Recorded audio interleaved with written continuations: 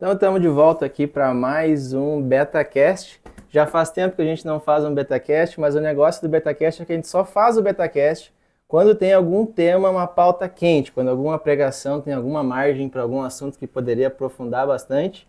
E hoje é um desses. A gente vai falar sobre o capiroto, Satanás, o Satan Ghost. O que mais tu usou lá para fazer o Carcará, teaser? sanguinolento, sete pele, coisa Sete ruim, o pele, tinhoso, Mr. Satan. Mr. Satan, né? Satan Ghost eu vou confessar que eu não conheço, Não, Matheus, de onde é que saiu? pois é, o Satan Ghost é da galera que assistia Jaspion, aquele pessoal mais antigo, assim, e tudo. Aí eu vi que o pessoal não pegou a referência, né?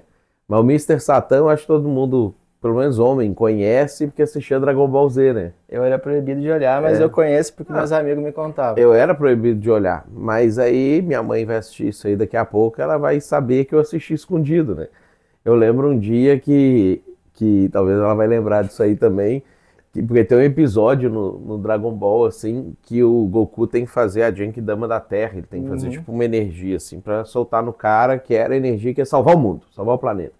Só que o pessoal não sabia que era o Goku que estava salvando o planeta, que tinha um personagem que chamava Mr. Satan, que era um ser humano normal ali, que parecia que ele que era o herói, né? E ele era todo atrapalhado, todo avacalhado assim. Aí tem um momento que as pessoas estão num estádio torcendo pra ele e todas elas levantam a mãozinha pra cima e fica assim, Satan, Satan, Satan. E minha mãe entrou bem nessa hora. É sempre nessas horas que a mãe entra na sala, né? Ela tá olhando lá Aí tranquilo, um parecia- filme, acontece um negócio. Parecia que eu tava assistindo um culto ao Satanás, né? Um culto satânico, assim, no negócio. Então, mas que eram formas já naquela época de ficar tentando normalizar pra criança, né? Que, não, o diabo não é tão mal assim, ó, ele é só uma figura caricata, não sei o quê, né? Então, mãe, você tinha razão de não me deixar assistir, mas de vez em quando eu assistia, né? Agora deu razão, hein? Agora a gente entende as coisas. Mas falar em figura caricata, Matheus, a figura que a gente tem geralmente do diabinho, vai ver o emoji ali no WhatsApp do figurinha do diabo, é uma figura meio caricata, assim, né? Tem os dois chifres ali, o rabinho, o tridente, para ficar cutucando as pessoas que estão sendo atormentadas no inferno. Essa imagem, tu já explicou na pregação que ela não é a imagem bíblica de Satanás. Mas da onde que a nossa cultura tirou essa imagem de Satanás? Era de alguma mitologia antiga? Era de algum deus, de alguma nação? Como é que isso chegou para nós? O diabo, quando ele é apresentado na Bíblia, ele é apresentado como um querubim, né? E o querubim, a figura do querubim é como se você tivesse tipo um centauro, então imagina um centauro, só que ao invés de corpo de cavalo, com corpo de boi, né? De bezerro ali, com pata fendida de bezerro, etc. E ah, com quatro asas, tá? Essa é a figura. Chama bem doido. Assim. Que aparece lá. Só que é para ser um bicho bonito. É para ser um negócio assim imponente, vistoso, assim, uma coisa bacana. Eu não sei se por causa disso eles foram misturando com a figura do sátiro, a figura de outros animais das mitologias celtas, nórdicas e etc. E foram avançando e colocando chifre. No começo devia ser só o chifre do boi mesmo, do cordeiro, né? E aí depois foi se transformando aquele chifrinho do diabo e etc. O que aconteceu é que durante o período da Idade Média, com a Igreja Católica tentando fazer representações de imagens, figuras, etc., não só dos santos, de Deus, dos anjos, mas também do diabo, foi se optando por ter uma visão mais assustadora do diabo, né? E eu não sei se a teologia da época também não alcançou essa percepção, porque uma das grandes falhas da teologia dos pais da igreja e depois da teologia católica romana é que eles não estudavam o Antigo Testamento para valer, né? Eles olhavam o Antigo Testamento assim como se fosse uma coisa meio secundária, e isso fazia com que eles passassem batido de uma série de informações que estão colocadas lá.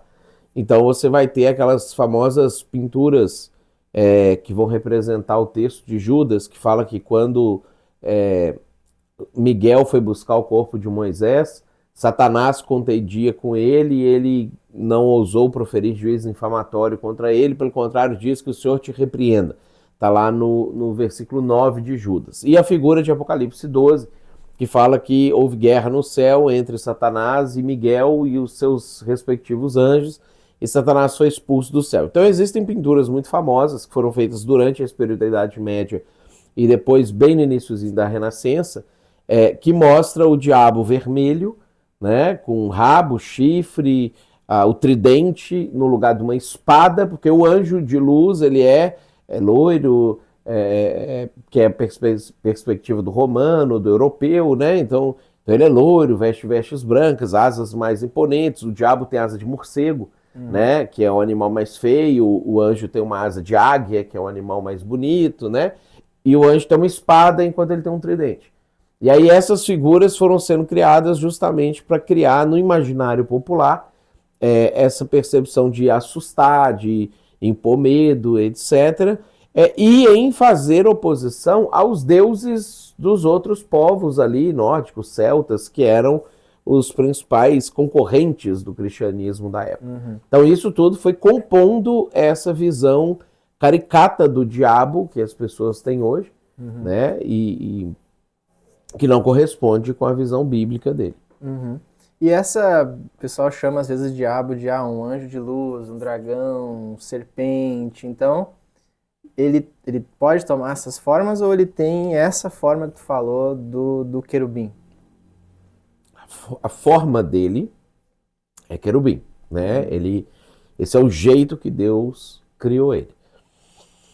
A gente não sabe ao certo qual que é a capacidade desses seres de se transmutarem em outros tipos de figuras e percepções dos seres humanos. Então, tipo assim, o ser humano consegue se disfarçar e parecer uma outra coisa, né? Só que a gente pega, sei lá, pega uma barba postiça, põe uma peruca, né? Pinta o cabelo de branco e não sei o quê. E aí isso faz com que a gente consiga se disfarçar. Então, tipo, eu, né, com a minha barriguinha aqui que vai acabar ano que vem... Nem tá acreditando, ó, tossiu porque não tá acreditando, claro. Eu poderia me disfarçar de Papai Noel no Natal, se eu quisesse, né? E aí eu ia colocar o cabelo, a barba, a peruca, aquela roupinha vermelha, não sei o quê. E eu ia ficar no shopping, ninguém ia ter a menor ideia que era eu. Então, eu acho que se a gente consegue, de forma tão primitiva, criar esses, entre aspas, disfarces, a Bíblia dá a entender que os seres espirituais conseguem disfarçar a sua real aparência por outras aparências. Paulo, ele fala que o diabo ele pode aparecer até mesmo como anjo de luz. E aí eu não sei se ele está querendo dizer a respeito de uma transmutação da aparência ou se Paulo está falando sobre influências, falas e etc., porque não é comum anjo e demônio ficar aparecendo para pessoas. As influências que nós recebemos do mundo espiritual eles são muito mais a níveis de sugestão do que de aparições, né? Dragão, serpente, passam a ser figuras ou imagens, figuras simbólicas para poder trabalhar a perspectiva de características que o diabo tem. Então não é necessariamente que a gente vai olhar para o céu e vai ver um dragão, né? Talvez a gente não vai ver absolutamente nada, ele está ali como um querubim, mas ele tem o poder que o dragão tinha no primeiro século na imagem das pessoas, na maneira das pessoas enxergarem o mundo. Então as pessoas tinham o dragão como um ser poderoso, um ser mágico, um ser que poderia interagir e modificar coisas no mundo, né? Então eles transmutaram essa imagem para aquela figura. Né? E o dragão bíblico, a gente vai voltar para o Dragon Ball, né? Ele é muito mais a figura do Shenlong do que a figura do dragão, sei lá, do Senhor dos Anéis, do dragão do Casa do Dragão, por exemplo. Para quem é da era Marvel, é o dragão do Shang-Chi.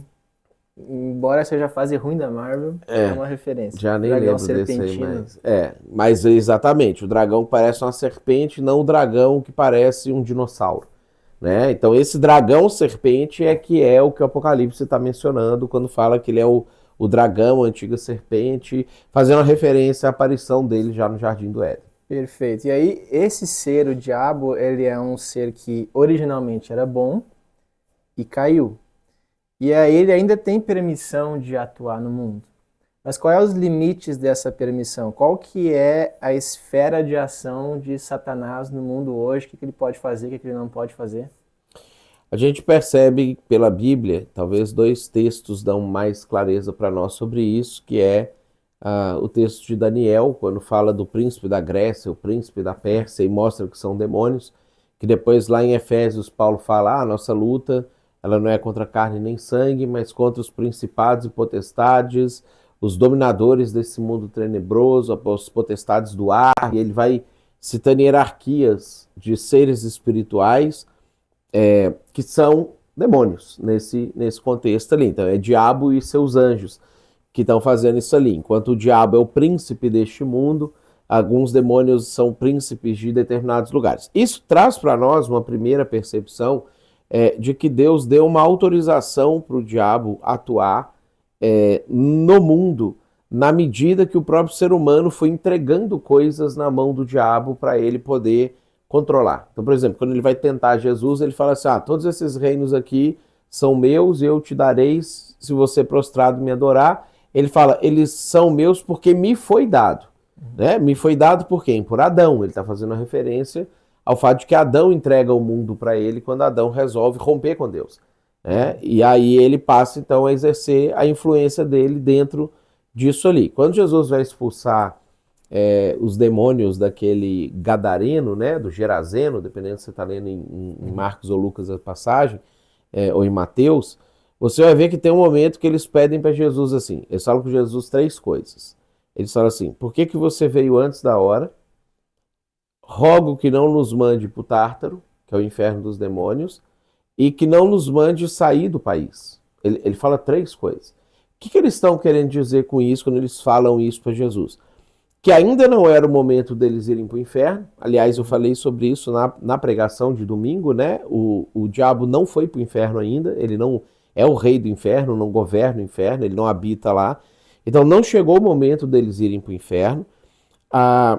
Não chegou o momento deles serem julgados, do juízo. Então eles falam antes da hora, eles sabem que um dia vai ter o juízo, mas ainda não era aquele momento. E eles tinham permissão do próprio Deus de atuar naquela região, de influenciar as pessoas, conduzir, decisões políticas, decisões econômicas, decisões espirituais, etc., e influenciar as pessoas para isso acontecer. Por isso que eles pedem para que Jesus não os retire do país, né? Não mande eles para fora do país. Então, a Bíblia mostra para nós que existe uma organização autorizada pelo próprio Deus de influência dos demônios no mundo. E um segundo texto que vai nos mostrar que é a segunda parte desse negócio é o texto do próprio livro de Jó, nos capítulos 1 e 2, que o diabo ele quer fazer algo, ele teve uma ideia, ele olhou para Jó e ele teve uma ideia. E aí ele chega para Deus e apresenta essa ideia. Né? Então Deus ele fala assim, você observou meu servo Jó, como é que ele é bom, não sei o quê. Porque Deus perguntou assim, de onde é que você veio? Aí o diabo fala, de rodear a terra e passear por ela. Mas Deus viu que ele estava rodeando o Jó. O Jó chamou a atenção dele, ele estava curioso em relação ao que estava acontecendo com o Jó. Aí ele fala, você observou meu servo Jó? Íntegro, reto, temente a Deus, se desvia do mal. Provavelmente o diabo já tinha lançado umas sugestões na cabeça dele, do Jó, né, para que Jó pecasse, se afastasse de Deus, e ele decidiu continuar firme com Deus, e Deus elogia isso para o diabo. Aí o diabo fala assim, não, é o seguinte, é porque eu não consegui oferecer nada para ele. Né? Você cercou ele de bens, de posses, de coisas boas, então não tem nada que eu possa oferecer para ele. Qualquer coisa que eu ofereço para ele, ele já tem, você já deu para ele. Né? Então tira tudo o que tem, você vai ver se não blasfema de ti na tua face. Aí Deus vai lá e autoriza, não, pode tirar. Então, a gente percebe uma segunda coisa. O diabo, a ação dele é limitada a algumas coisas que foram pré-combinadas já com Deus, tipo, tu pode ir até aqui, e naquilo que não foi pré-combinado, ele precisa de autorização para ele poder fazer, para ele poder executar aqui no mundo, que é esse caso ali. Então ele tem mais jurisdição para atuar ali dentro. Tem regra o negócio. Tem regra. E agora a gente deu uma introduçãozinha aqui sobre a figura do diabo. E agora eu quero comentar um pouco mais sobre como é que o diabo age e como é que ele pode influenciar a nossa vida. Então, primeira pergunta é se o diabo tem poderes. E que poderes ele tem? Por exemplo, ele pode ler a nossa mente, saber o que a gente está pensando, que nível assim ele consegue ter de leitura disso. A Bíblia não diz se o diabo consegue ler a nossa mente ou não, né? Então a gente não consegue afirmar nem que sim, nem que não, né? Tem até uma crença, né, de que quando você for orar, você tem que orar só em pensamento, se você falar, o diabo escuta e aí ele impede de acontecer, né? Então, como se Deus não tivesse poder de atender a sua oração a despeito do diabo. Então a Bíblia não afirma que ele não é capaz de ler e nem que ele é capaz de ler. Mas tudo indica que ele consegue, né? Hoje a gente tem os Neuralinks da vida aí que já conseguem, né? A gente tem computadores que leem a mente das pessoas, que você coloca os eletrodos na mente ali e você consegue escrever num computador, você consegue mover um cursor, você consegue... E cada vez mais a ciência vai avançando e vai conseguindo efetivamente ler um pensamento, ler uma informação que uma pessoa está mandando. Eu acredito que os seres do mundo espiritual eles conseguem mapear o nosso cérebro a ponto de fazer essas leituras. Por quê? Porque as ações do diabo nas tentações elas são muito precisas. Elas são muito bem relacionadas com o que as pessoas estão pensando, quais desejos estão brotando no coração. Né? A gente consegue ver ele fazendo isso com Eva no jardim, consegue ver ele fazendo isso com Jesus no deserto, quando Jesus está para ser tentado, que ele usa as próprias coisas que ocorrem na mente da pessoa. E o que nós sabemos que ele faz, é que ele consegue plantar pensamentos na nossa mente.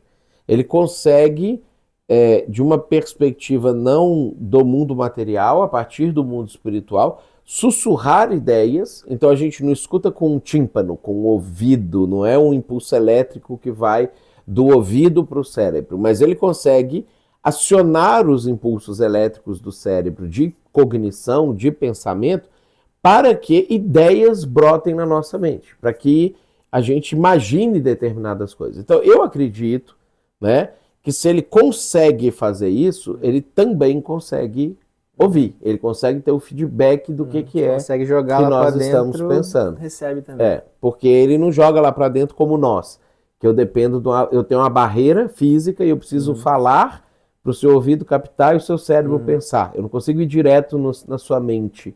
Eu preciso usar os seus sentidos para isso, né? A visão, você tem que me ver, você tem que me ouvir, às vezes você vai me sentir. O diabo consegue transpor todas essas barreiras e comunicar direto na mente. Então eu acredito que ele consegue também obter a informação de lá. Mas sentido. A primeira parte é bíblica, ele consegue plantar, a segunda não. A segunda é exatamente. Tá, e aí, uma vez que a gente sabe que o diabo consegue ir lá e plantar um pensamento na cabeça da gente, né? Como é que a gente reconhece o que é um pensamento normal do meu fluxo de consciência que eu fico pensando na minha vida e o que é um negócio que foi injetado do mundo espiritual, lá do diabo largando um pensamento? Tem como a gente diferenciar uma coisa da outra ou ele parece que é um pensamento nosso mesmo? Na maioria das vezes, não dá para diferenciar, né? O que é que brotou única e exclusivamente do meu coração? O que é que começou a brotar no meu coração e ganhou uma forcinha, né? E o que veio diretamente dele? Existem algumas situações como dúvidas que você nunca teve, desejos que você nunca teve. Que você se estranha, assim. Exatamente. Que dá pra gente perceber que aquilo não estava vindo da sua cabeça, que aquilo não é uma coisa natural. Então existem tentações que a gente sofre que você pensa assim, não, isso aqui tem a ver comigo, né? Isso aqui está presente no meu coração, está presente no meu ser, está presente na minha história. Então não é uma coisa estranha, né? Outras situações não, outras situações são completamente inéditas e às vezes nem tem a ver com você, mas de repente você se encontra pensando e querendo aquilo ali, né? Então eu vejo que esse tipo de coisa acontece. A gente consegue perceber isso com Jesus, porque existem dois momentos na história de Jesus que Jesus ele é tentado a não ir para a cruz, a não seguir o caminho do sacrifício. O primeiro momento, ele identificou claramente como sendo uma ação do diabo, né? O segundo momento, ele identificou como sendo uma ação dele. O primeiro momento é quando eles estão descendo para Jerusalém, ele comenta com os discípulos, ele fala com os discípulos assim, eu vou para Jerusalém e eles vão me prender, vão me torturar, vão me matar e 3 dias depois eu vou ressuscitar. E aí Pedro chama ele de canto, né? Fala que chama ele à parte e ele fala assim, não, mestre, isso nunca te sucederá. Isso nunca vai acontecer. Tipo assim, não, você não merece, não vai passar por uma coisa dessa. E aí ele percebe que porque aquilo se torna uma tentação para ele. Ele começa a pensar assim, puxa, será que eu poderia mesmo desistir disso aí? Será que eu poderia fazer de uma outra forma, não sei o quê? Porque quando fala que Jesus é tentado, né? Ninguém é tentado sem ter vontade. Tentado é de verdade. Né? Aí quando ele pensa, ele cogita essa possibilidade, imediatamente ele fala assim, para trás de mim, Satanás. Né? Ele entende que o diabo estava usando Pedro para poder tentar convencer ele a não dar aquele passo. Diferente de quando ele está no jardim de Getsêmani, na noite que ele vai ser preso, que ele tinha terminado a ceia e Judas está organizando a traição e levando os caras para lá, que ele pede os discípulos para orar com ele, e ele afasta um pouquinho e ele faz uma oração para Deus assim, Pai, se possível, afasta de mim esse cálice. Contudo, não seja feito o que eu quero, mas o que tu queres. O que Jesus identificou? Que naquele momento, não ir para a cruz era um desejo dele agora. Então não era o diabo plantando a ideia, não era uma coisa inusitada, não era não sei o quê. A carne dele, o coração dele queria evitar aquele processo de sofrimento que estava para se iniciar. Então a gente percebe que às vezes uma mesma situação ela pode vir do diabo, ela pode vir de nós também. E no caso do Pedro fazer essa proposta para Jesus é um negócio que o diabo plantou na cabeça dele para ele tentar Jesus. Tipo assim, cara, seu mestre vai deixar ele passar por isso. E aí, Mateus, tem alguma coisa que a gente pode fazer preventivamente para impedir que o diabo nos tente ou fique jogando essas ideias, né? Na oração do Pai Nosso, no finalzinho tem livrai-nos do mal e não nos deixe cair em tentação.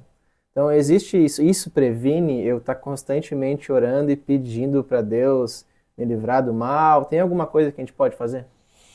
Eu acho que a gente tem um tripé que auxilia a gente nesse sentido. Paulo ele vai falar sobre a armadura de Deus, né? E aí ele vai dizer como que essa armadura espiritual pode nos proteger do dia mau e das ciladas do diabo. Então, boa parte dos elementos da armadura tem a ver com eu fui salvo e vou viver o meu propósito. Então eu estava vivendo uma vida afastado de Deus, agora eu entendi Deus, eu entendi o Evangelho e eu quero aceitar o plano de Deus para a minha vida. Então esse seria o primeiro item do tripé. Então vários elementos da armadura ele vai falar tem a ver com isso, salvação e propósito, salvação e realinhamento de vida para aquilo que Deus deseja. O segundo, ele vai chamar de o escudo da fé, que é como as minhas convicções em Deus estão firmadas. O quanto eu, de fato, estou vivendo em fidelidade àquilo que eu acredito que é o que Deus quer para mim. A gente tem que lembrar que na Bíblia, fé não é crença, né? Fé é a fidelidade a partir das suas convicções. Então, por que o diabo ele trabalha na dúvida? Porque é o jeito dele quebrar essa proteção que a gente tem, jogando ideias na nossa cabeça como, será que é isso mesmo? Será que é desse jeito mesmo? Será que Deus é assim mesmo? Será que você vai ter realmente esses resultados dessas ações? Será? Então, o será que é construído a partir disso entra na forma da gente rebater isso com a firmeza das nossas convicções. A terceira parte, que Paulo vai chamar de a espada, é a Bíblia, né? Então, quanto mais eu conheço da Bíblia, mais fácil fica de eu identificar essas ações do diabo e rebater essas ações. Então, quando eu conheço as histórias da Bíblia, quando eu conheço os desafios que as pessoas estavam enfrentando lá, quando eu entendo quais foram as ferramentas que eles usaram para enfrentar esses desafios, quando eu começo a entender que se uma pessoa faz um mal para mim, o que Deus quer de mim e como ele me ensina a reagir e a tratar essa situação. Porque o diabo vem e começa a soprar. Fulano fez mal para você, você vai deixar barato, você vai deixar por isso mesmo, você não vai reagir, você não vai tomar uma posição, você não vai tomar uma decisão, você não vai não sei o quê. E fica instigando a gente, irritando a gente, incomodando a gente. Então quando eu entendo assim, não, mas Deus quer que eu faça isso, e esse cara fez isso, e essa outra pessoa fez aquilo, o resultado desse foi positivo, o resultado desse foi negativo. Você vai se protegendo, se armando, literalmente se armando contra essas ações do diabo. Então, eu fui salvo e estou vivendo o meu propósito. Eu reduzi drasticamente o meu tempo livre para ouvir o diabo. Tem um ditado popular, que não é um versículo bíblico, mas ele é muito verdadeiro, né? Aquele da oficina vazia, cabeça vazia é a oficina do diabo. Né? Então a mente vazia é a mente que não está ocupada com as coisas de Deus, é a mente que está ali o tempo inteiro, só olhando Instagram, futricando a vida dos outros, olhando televisão com a cabeça pro nada, né? Passa o dia inteiro fazendo um trabalho automatizado lá que não demanda esforço mental nenhum, etc. Isso faz com que o diabo consiga espaço para ficar trabalhando. Quando você está vivendo o seu propósito, sua mente está ocupada. Então, você tem pouco tempo para o diabo chamar a sua atenção para coisas diferentes daquilo que Deus quer para você. Né? Então, quando você pega isso ali, uma vida que eu fui salvo e vivo o meu propósito, minhas convicções estão firmadas em Deus e eu conheço a Bíblia, fica muito difícil do diabo agir. E a gente consegue, então, se defender dessas situações todas. É uma passagem na Bíblia que mostra isso, né? Que é o texto lá que conta do momento que Davi adulterou com Batseba, né? Davi, o rei de Israel, o maior rei que já teve, um dos maiores homens de Deus que já tivemos na terra, ele era, por rei, ele tinha que sair para ir para as batalhas junto com o seu exército, por ser rei, e teve um dia ali de uma batalha que ele olhou e ele achou que aquela batalha era meio fraquinho assim, tudo, nem vão precisar de mim lá, né? E ele resolveu se desconectar do seu propósito, da razão do que Deus tinha chamado ele para fazer, que era reinar, que era governar, né? E ele resolveu tirar uma folga, tirar um tempo assim para ficar sem ninguém, sem nada para fazer e etc, né? E é nessa folga, porque fala, no dia que os reis costumavam sair para a batalha, é nessa folga que o Davi começa a ver a Batseba tomando banho pelada ali no telhado dela, da casa dela, só que o palácio era mais alto do que o telhado da casa das pessoas, então ele está assistindo aquilo ali, e aí ele tá à toa e ele começa a pensar, e o diabo tá ali soprando a cabeça dele, cara, você é o rei, né? Você merece, olha tudo que você fez para Deus, você tem que ter uma diversão também, você tem que ter um relaxamento também, você tem que ter o seu momento também, né? Isso não vai dar nada, você é o rei, você é dono das pessoas, e aí ele cede. Então a gente vai diminuindo a esfera de ação de Satanás, quanto mais alinhado a gente está com o propósito de Deus e quanto mais a gente conhece a Bíblia para poder aplicar nas situações que o diabo fica jogando para nós. Exatamente. E aí, Mateus, quais as situações mais comuns que tu vê na tua vida pastoral, onde as pessoas mais comumente são enganadas pelo diabo? Assim, onde que ele é mais efetivo que tu percebe assim, na vida das pessoas? Ultimamente, eu tenho percebido que na área de relacionamentos, né? Então, o diabo sabe qual é o poder da unidade, qual é o poder de pessoas se unirem para viver o propósito de Deus juntas e para poder avançar as coisas de Deus. Então, e ele sabe o quanto que nós também somos frágeis nessa questão de relevar uma coisa que a pessoa faz, lidar com uma pessoa que a gente não tem tanta afinidade natural inicialmente, e o quanto nós somos orgulhosos, o quanto o nosso orgulho, fulano falou que não deveria, ou me tratou de um jeito que eu não merecia, ou não me valorizou como deveria ter me valorizado, o quanto que esses pensamentos, eles são poderosos na nossa mente, né? Então eu percebo que essa área tem sido uma das mais atacadas áreas, né? A gente vê que cada vez mais separações e divórcios acontecem, cada vez mais pais e filhos têm problema entre si, cada vez mais famílias têm problemas entre si e não conseguem resolver esses problemas, não conseguem lidar com as situações que eles estão enfrentando. Cada vez mais é difícil você unir pessoas dentro da igreja para trabalhar no ministério, para poder atuar, para poder fazer alguma coisa, e essas pessoas se manterem unidas para sempre, né? Então, parece que às vezes tem um prazo de validade essa questão de relacionamentos profundos entre as pessoas. E é uma área que as pessoas normalmente não sentem tanta culpa como um adultério, como se estivesse roubando, como se tivesse assassinado alguém. Então, a culpa dos outros pecados, às vezes freia muito a pessoa que até tem a tentação, até queria dar esse passo, até queria ceder a isso, mas aí ela começa a pensar, pensando no cristão, né? Ela começa a pensar em todos os desdobramentos que aquilo poderia ter para a vida dela, todos os danos que ela poderia sofrer em relação àquilo e faz com que a pessoa acabe freando. Essa área não. Ela não é uma área assim escandalosa, não é uma área que as pessoas vão, sei lá, te execrar por causa disso, não é uma é uma área que a gente meio que lida com ela, né? Então eu acho que isso faz com que cada vez mais o diabo tenha sucesso em atacar isso, em você não merece passar por isso, você não tem que engolir essa fala da pessoa, você olha, a pessoa te magoou, a pessoa te enganou, a pessoa te traiu, a pessoa não fez o que você achava que ela deveria fazer.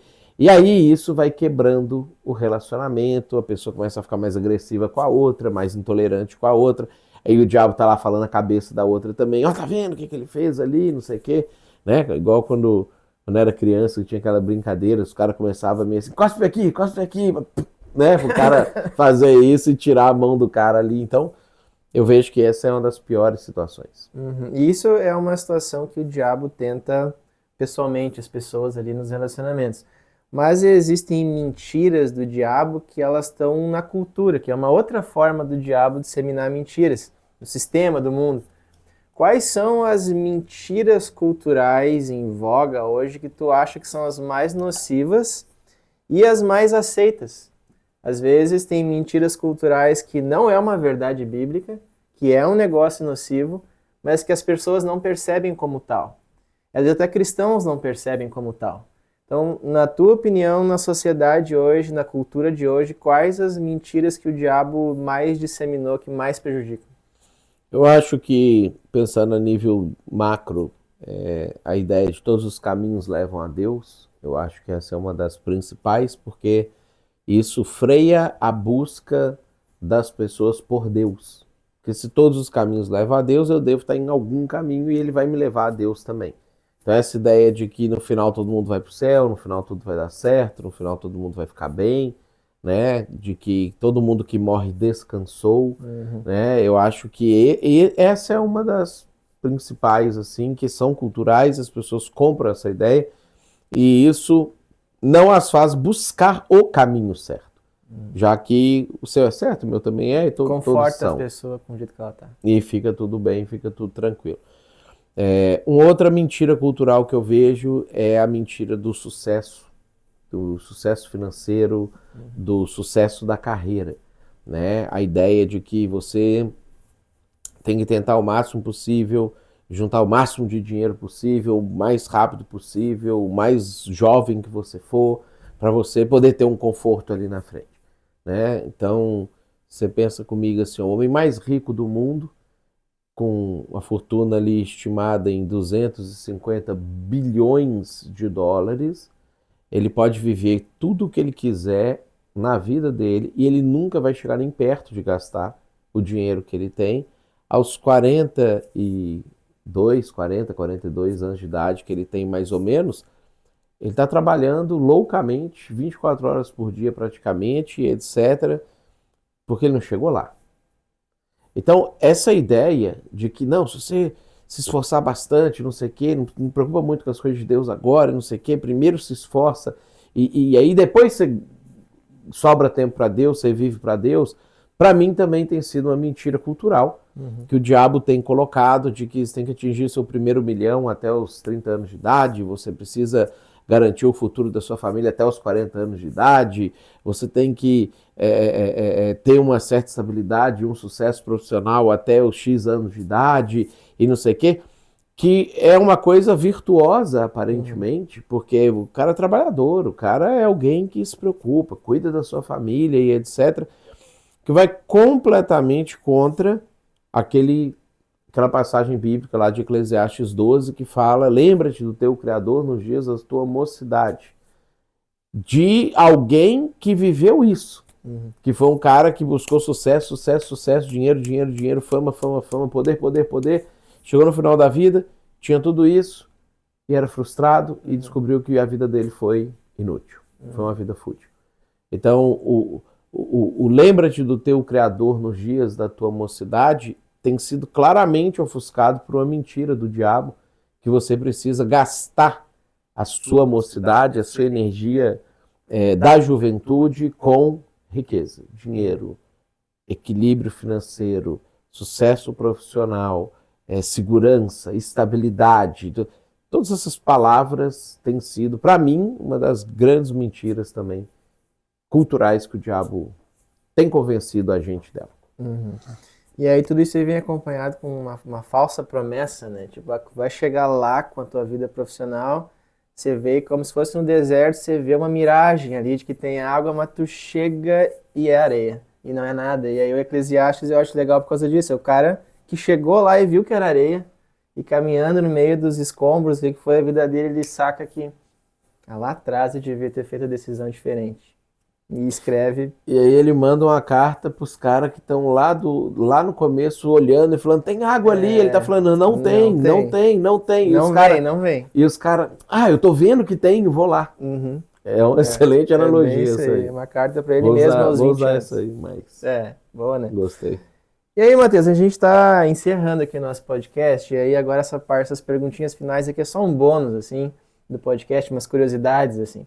Então, a gente sabe que a gente está aqui, né, existindo para buscar Deus, nós aqui na igreja, mas existem pessoas que fazem isso às avessas e buscam Satanás no lugar de Deus e têm algum acesso a mais ou abrem algum acesso a mais para a ação de Satanás na vida delas? Tem como isso acontecer? O ocultismo é um negócio real?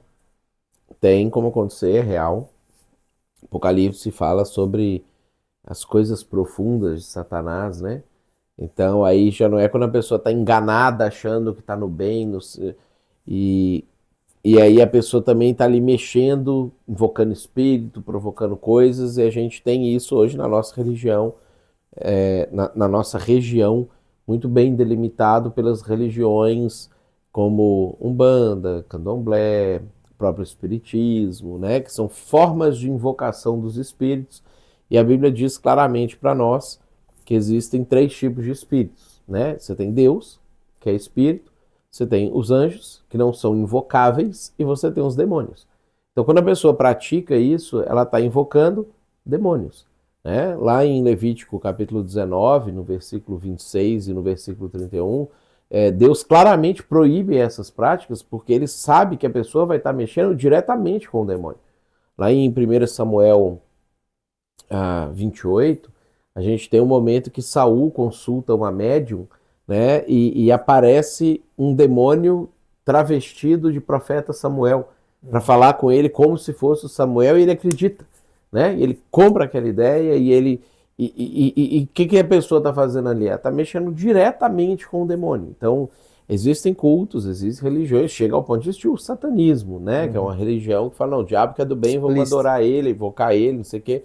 Embora é mais raro, mais difícil ter gente que vai seguir por esse caminho, existe, né? Mas existem os satanismos lights, né? Que é essas outras formas de invocação, de culto aos demônios, e etc., travestidos de a divindade da natureza, da terra, ancestralidade, essas coisas assim. E aí, relacionado a isso, Matheus, eu vou ir perguntando até acabar o teu tempo aqui. Eu tenho um amigo que eu conheci uma vez que ele disse que ele foi numa reunião da chamada Ordem do Vegetal. E aí lá eles vão, e ele falou que tinha vários figurões, assim, advogado, deputado, coisa que ia lá. E eu não sei se cheira, bebe, o que ele faz, mas pega aquela semente de ayahuasca, que é tipo um alucinógeno. E a proposta dessa ordem do vegetal é tu ter uma experiência espiritual através daquele fármaco ali, aquela planta. E aí ele falou que ele era ateu antes, e aí ele teve aquela experiência ali com essa busca espiritual, com o negócio ali, e falou que teve altas revelações que ele não conseguia me explicar bem, mas que teve. E aí ele deixou de ser ateu, mas não é cristão, não é nada, só acredita, sabe que tem alguma coisa. E aí, mas ele acha um negócio meio inocente ir lá e fazer isso. É tipo, uma experiência que eu vou ter, assim, diferente, né? Não tem nada para fazer hoje, vou lá. Né? Isso é inocente ou isso pode ter graves consequências espirituais na vida das pessoas? Pode ter graves consequências espirituais, emocionais, neurológicas, né? Porque ele também está usando uma droga, né? Então, é difícil analisar, porque isso não é uma religião que existe na Bíblia em si, mas é difícil analisar o que é a diferença entre o cara estar tendo uma alucinação provocada pelo cérebro porque ele está se drogando, né? Porque isso é uma droga, né? E o que é o diabo aproveitando que ele está se drogando para poder ir buscando, para ele poder conduzir o cara dentro de um processo assim. E é interessante porque no grego, a palavra para feitiçaria, quando a Bíblia fala que não devemos praticar feitiçaria, é fármacos, né? Que é da origem da palavra farmácia. Hoje nós usamos os fármacos, né? Para poder cuidar da nossa saúde, para poder, sei lá, tomar uma aspirina, para tomar um Dorflex, uma coisa assim, ou um remédio para curar uma doença. Mas lá na época antiga, eles usavam as ervas não com proposta de extrair do fármaco um princípio ativo que anestesia a cabeça, mas para poder levar as pessoas para ter experiências religiosas através de drogas, né? E aí por isso que os gregos chamavam os feiticeiros de fármacos, né? Então, aparentemente existe uma relação entre essa situação, não apenas da ilusão. Agora, isso é muito perigoso porque o uso de fármacos para poder trabalhar esse tipo de situação também causa danos cerebrais, lesões cerebrais, etc., que podem desencadear algum tipo de psicose, inclusive, né, com pessoas que têm propensão àquilo ali, e podem trazer consequências e sequelas permanentes na vida da pessoa. A pessoa ficar meio doidinha, meio abobada e etc., né? Assim como drogas menos pesadas do que essa, como a própria maconha, cocaína, né? Também causa esse tipo de coisa. Essas alucinógenas aí do ayahuasca, o santo daime, não sei o que, também elas, o uso prolongado disso aí causa problema mental, assim. Esse cara já tinha uma propensãozinha, sei lá, a ser esquizofrênico, genética da família, aquilo ali pode ser o gatilho que inicia. Pode. Matheus, a gente está chegando no final do nosso bate-papo. Eu achei que foi bastante produtivo, deu para aprofundar bastante coisa que não dá tempo de falar na pregação. Mas a gente tem uns minutinhos ainda, eu queria saber se tem alguma palavra final para falar sobre o diabo, ou sobre como é que a gente deve agir em relação ao diabo, ou alguma coisa que tu queira para a gente encerrar o nosso podcast. Tem um texto que Paulo ele escreve para a igreja de Corinto, que ele vai estar falando do diabo, né? E ele vira e fala assim, porque nós não ignoramos os seus ardis. Tudo que é tabu se torna um problema para nós. Tudo que a gente fala assim, não vou falar sobre isso, na verdade, o não falar é que gera o problema. Então, muitas vezes as pessoas, por terem medo, por causa dessas lendas que foram criadas no entorno do diabo também, adotaram um posicionamento de evitar falar, mas aí elas também não entendem, e aí elas também se tornam mais vulneráveis à existência dele, porque ele existe. O fato de eu falar ou não é que ele ia me ignorar e passar por aqui sem saber da minha existência, aí de repente eu falei, diabo, aí ele, o Matheus tá ali, vou lá atormentar a vida dele. Não, a razão dele hoje, o propósito de existência dele hoje é me prejudicar. Então, quando eu fico consciente da existência dele, consciente das ações dele, eu, na verdade, diminuo a capacidade de influência que ele vai ter sobre a minha vida. E não que ele não tinha me notado, mas agora ele vai me notar porque eu falei, né? Eu chamei o nome dele. Então, os demônios já estão à nossa volta o tempo inteiro, eles já convivem conosco, então tem demônio aqui, né? Enquanto a gente está conversando, eles estão aqui, né? Ai, dentro da igreja? É, dentro da igreja. A gente não expulsa demônio de lugares, né? Eu já vi pessoas que falam assim, não, eu fui ali, eu ungi a porta e eu coloquei ali uma rosa ungida na minha sala para os demônios não entrarem naquele ambiente. Então, isso não existe, isso não é bíblico. Nós não expulsamos demônio de ambientes. Nós podemos expulsar demônio de pessoas, mas do ambiente físico, não. Aquilo que os demônios falam com Jesus assim, não manda a gente para fora do país, é uma realidade. Tanto que ele sai do sujeito e vai para os porcos, e beleza, eles continuam vagando por ali para tentar achar outras pessoas para irem também.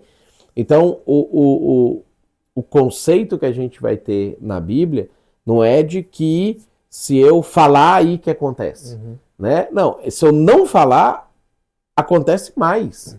Porque ele age na clandestinidade, ele age como um espião, como uma figura oculta. Então, quando a gente fala sobre o diabo, fala sobre o demônio, é como se a gente desvelasse ele, tirasse ele, tipo no Scooby-Doo, quando tirava a máscara e falava, o verdadeiro cara é esse aqui.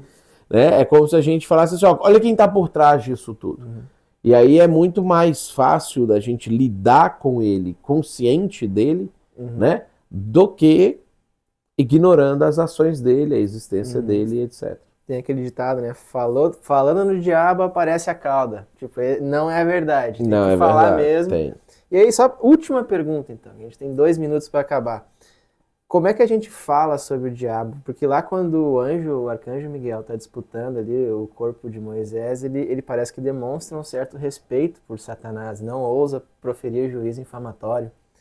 E eu vejo vários pastores falando desdenhosamente de Satanás nas pregações. Pisa na cabeça da serpente, que eu não sei o quê, Satanás, papai, e fala assim de Satanás. Isso aí pode estar certo ou a gente deveria ter um pouco mais de cautela, ou tanto faz?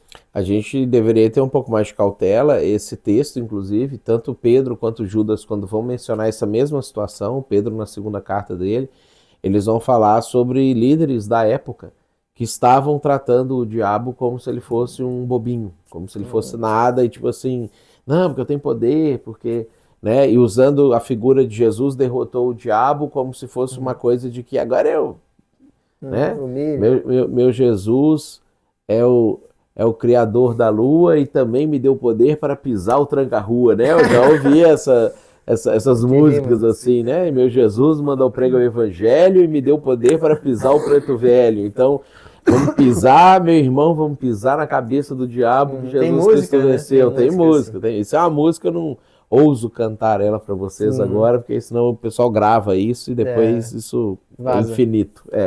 Mas a ideia que a Bíblia passa para nós é que nós temos que tratar o diabo com cautela, né? A gente tem que entender que ele é um ser que tem poder, que tem influência, ele não pode fazer nada que Deus não permita, ele não pode violar o nosso livre-arbítrio, mas ele é muito perigoso, né? Então é aquele leão enjaulado que se o cara fica ali enfiando a mão na jaula e tirando, enfiando a mão na jaula e tirando, de repente ele enfia a mão na jaula e o leão come o braço dele.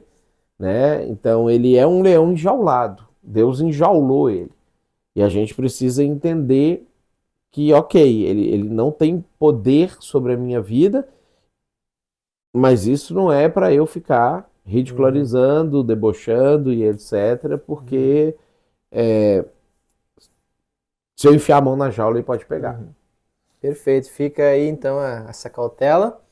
E acho que nosso bate-papo foi muito bom. A gente chegou aqui no final do nosso horário. Obrigado, Matheus, pela conversa. Foi muito bom. Tamo junto. E aí, pessoal, agora não ignorem os ardis do diabo. E até o próximo BetaCast, quando tiver outra pregação aí que a gente sinta que esse aqui vale tem que a pena. aprofundar. Então tá. Valeu.